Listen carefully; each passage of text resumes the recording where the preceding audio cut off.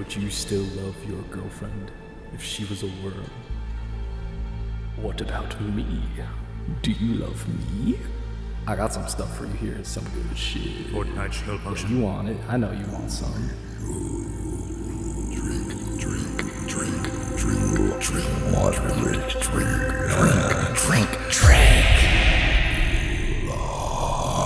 Want some of that good spice? You want that good shit? Would you love me? Never high. It was all become alcoholic, I swear. Reading up Denny's under a spice to experience 5 gum.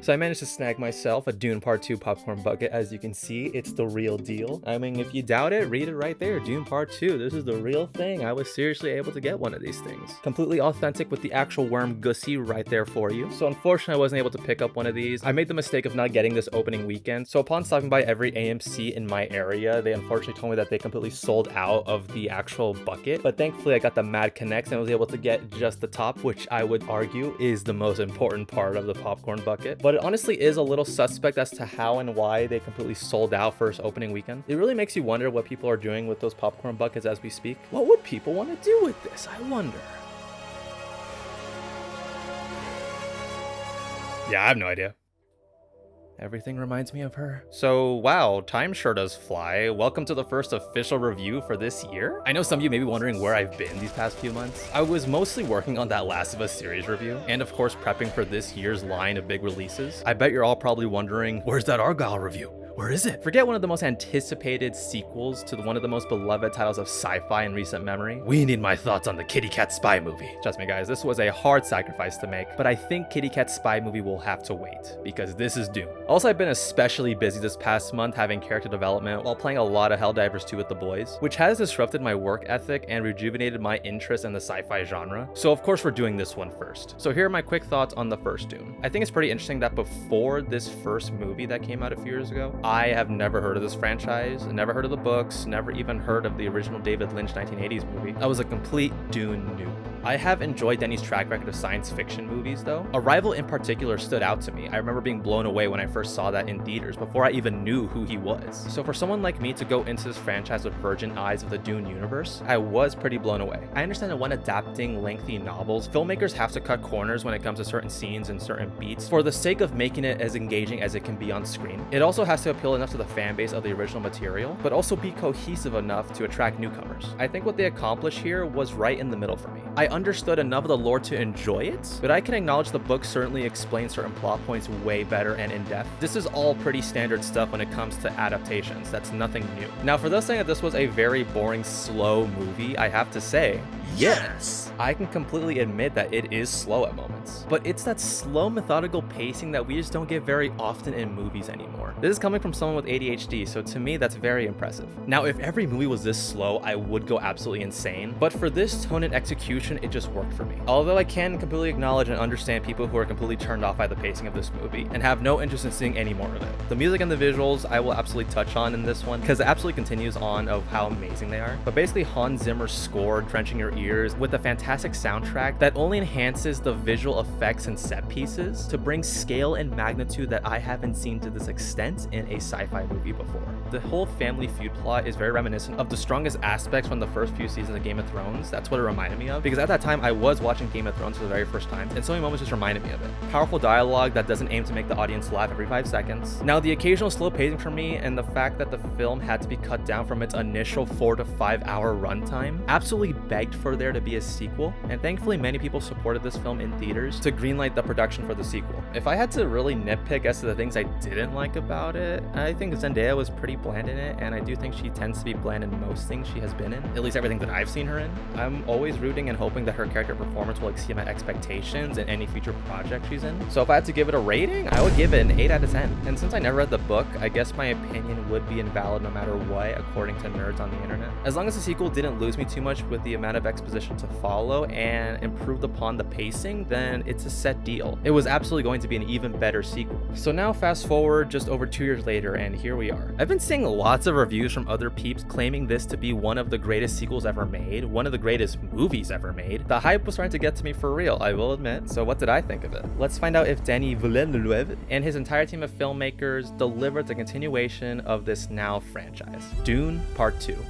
Paul Atreides will unite with the Fremen natives on Arrakis to seek vengeance upon the opposing factions that destroyed his family. And of course, we'll be going into some minor spoilers here. For any newcomers, I do absolutely recommend you all to watch the first part right before watching this one. Even better if you could watch it back to back. Even though Denis says you don't have to watch the first part to understand what happens in this part, I honestly kind of disagree with that. There is no preview showing what happens to catch you up on what happened last episode of Dragon Ball Z, rest in peace Akira. It picks up immediately where part 1 cut to credits, which is fine and it's expected. I just don't understand why anyone would even want to watch this one if they didn't even watch the first one. Not knowing what happens in the first part, I feel will also undermine certain events in this one. This one also isn't very drastically different in style and approach. It's giving us more of what we liked from the first part. If you weren't sold on the first one, I don't see this one winning you over either. Let's just cut to it. Is this a perfect movie that people online are claiming it is? If I'm gonna be honest, I don't think so. Don't get me wrong, I do think it's great, amazing at times, and that you should all go out and see this on the biggest theater you can.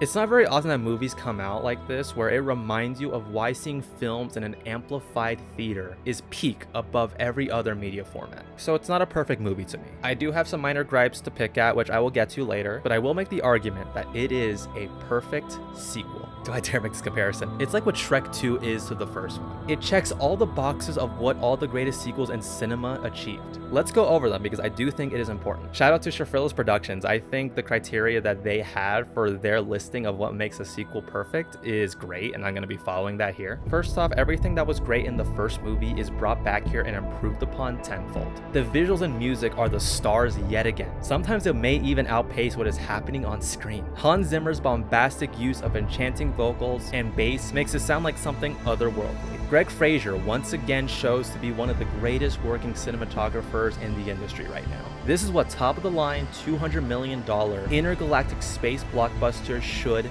look like. I haven't been this engrossed in fictional world building like this since probably the first Dune. If we're looking even further back, probably Harry Potter. This and the first movie at this point have without a doubt my favorite shots in all of sci-fi movies. It brings even more scope and scale than ever before.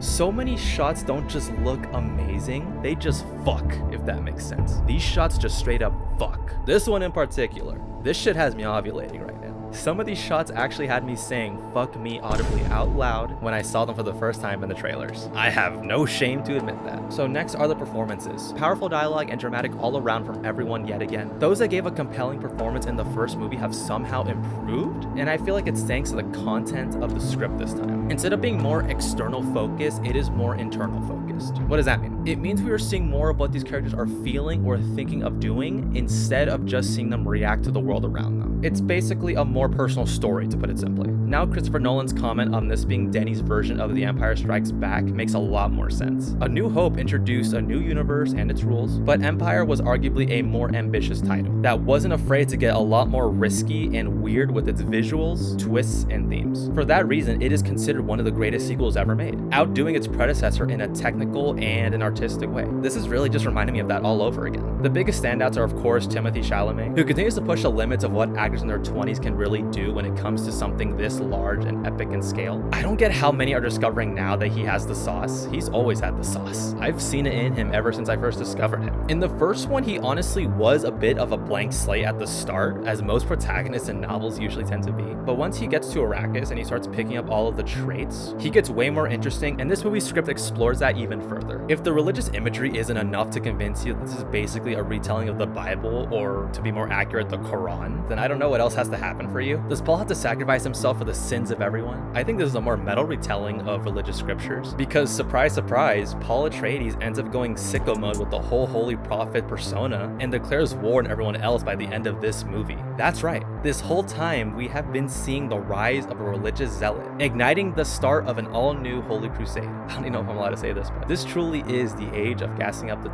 Javier Bardem stands out this time as being the comedic relief, but thankfully in an organic way and not a forced way. Seeing his fairly serious character for a brief time in the end of the first part, to then see this devout religious fanatic come out as Paul embraces his prophet persona was just so much fun. Austin Butler coming out of left field, giving one of the most malicious bad guy having fun being bad performances in recent memory. A psychotic masochist killer is probably the best description for his character. He is just completely unrecognizable as Elvis Boy. Everyone else really does bring their A game and their characters that I already really enjoyed in the first one, and they just gave me more of it. Mostly everyone. Unfortunately, Zendaya continues to be the weak link in every cast she works with. She has improved from her brief perfume commercial in the first part, but not by that much. I just feel so underwhelmed whenever she shares a screen with anybody else. Even all the new cast members here just dominate every scene they are in. Christopher Walken and Florence Pugh in particular really blew me away. I just can't say the same for her. I would have preferred Florence Pugh be a more pivotal role, or even Anya Taylor-Joy for that matter. By the way, this is probably the easiest check she's ever made, and I love that for her. I mean, if I was in Paul's position, I would have dropped Zendaya for Florence Pugh too, just saying. So that's the rundown of the first movie's elements brought back and made even better. Now to go over the criteria that defines a perfect sequel. Number 1. Expanding the universe from the first movie in meaningful ways. Well, the first movie did show us Caladan, home of the Atreides, which I did love, as well as the glimpses of the Harkonnen homeworld, Gadi Prime, but this time we get to see more of the traditions like arena combat and just how their high council works. No surprise, it's very creepy and it's very off-putting. The planet's black sun aesthetics just look so cool,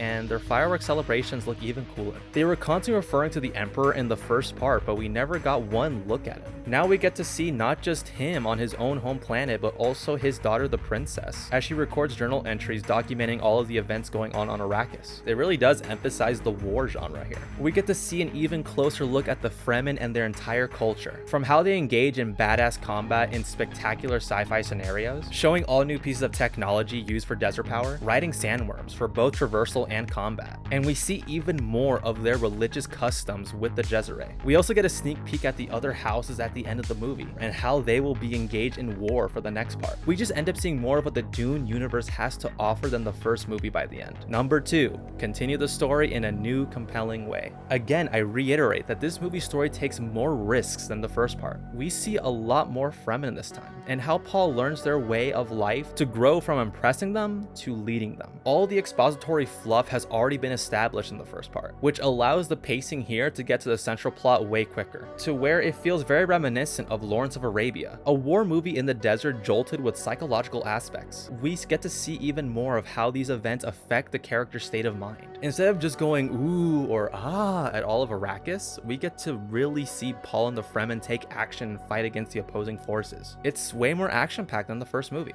I mean, we spend what feels like a good 30 minutes on the villain's home world, introducing the new baddie of this franchise. Not that type of baddie. Well, yes, both types of baddies, if you know what I'm saying. There's just so much more happening in general. There's so much that happens in this movie. It makes more of an exciting viewing experience than the first part. That's for sure. It really makes you think more, and seeing the supposed main heroes succumb to the dark side is always a story element that I enjoy watching. I just will always be drawn to those type of stories. Number 3, build upon the themes from the first movie or introduce new compelling themes. I feel the script didn't introduce new themes here exactly, but it for sure built on the themes that were merely hinted at in the first part. We saw Paul being more sympathetic towards the Fremen than anybody else in his entire family. From the moment they landed, the natives had a fascinating fixation on him, and their ways of life just came naturally to him, as it was all foretold to them. We see his dreams of how him becoming one of the Fremen and leading a holy war. It scared him to his core, and here we finally get to see those dreams become a reality. It's obvious to anybody this is the classic outsider joins the indigenous group of people, fight against his own people type of story. Not for the sake of just status, but justice for those that deserve it. It's not a new type of story, we've seen it before, but I think the more interesting approach has to be with Paul. Paul didn't have to take on the role of their savior, but he chose to, in honor of his departed father who told him he'll eventually come around to find his path.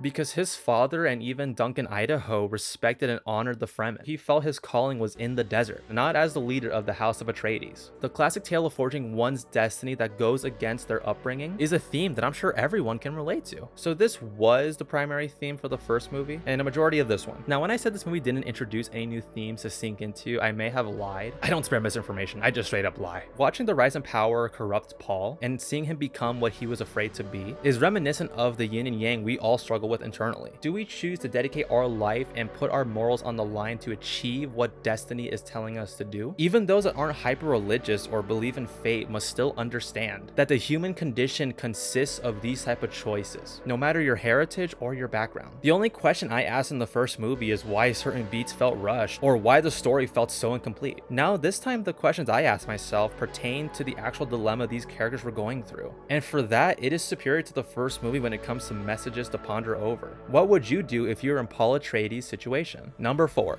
Leave an undeniable impact on the franchise. So I did the best I can to keep my inner sci-fi fanatic self from coming out in this review, but there's only so much I can do at a certain point. I can't say this is one of the greatest movies I've ever seen, especially when comparing it to some of my personal favorites, and also if you were to compare it to so many other titles and genres. But what I can admit is that this is probably one of the best movies, if not the best movie in the sci-fi genre.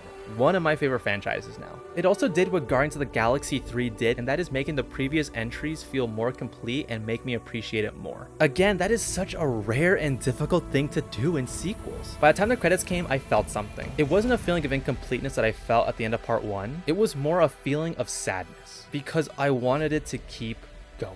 I want to see the follow-up to this immediately. I want to see the Holy Space Crusades. I want to see the other houses go to war. I want to see just how powerful the Fremen will become. I want to see more from this universe right now. This feeling of excitement of what is to come next reminds me of how I felt when I discovered Star Wars for the very first time. My inner child is out and I want him to stay. This is a true space epic in every sense of the word, and I immediately just wanted to go back and rewatch these movies back to back for the whole first Dune novel experience. So that's my case of why this is a perfect sequel. Now, what elements keep it from being a perfect movie? The only gripes I can say are just like the first part, and I'm gonna try not to be too biased here. I do have my minor gripes still. Sometimes the pacing can still drag at times, but it'll still pace much better than the first part. Another minor nitpick is just how much we see of Paul's dream visions yet again. I know they are essential to the story, but at a certain point I was just thinking to myself, can we just move on? We get it. It's like what Duncan Idaho said in the first part. Dreams make good stories, but you make things happen when you're awake.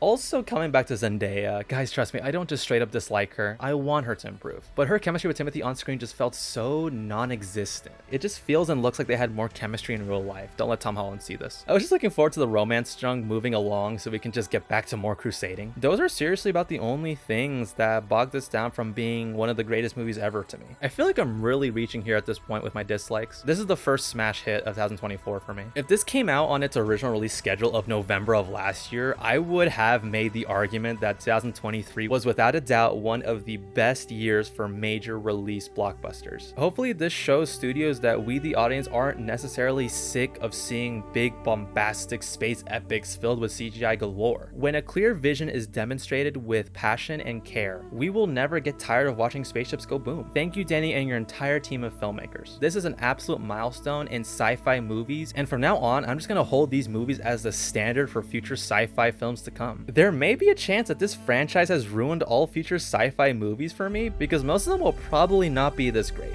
9 out of 10, a true theater experience that improves upon the first part in every way. Now, if you'll excuse me, I'm gonna go make and eat some popcorn out of this bucket and do nothing else with it.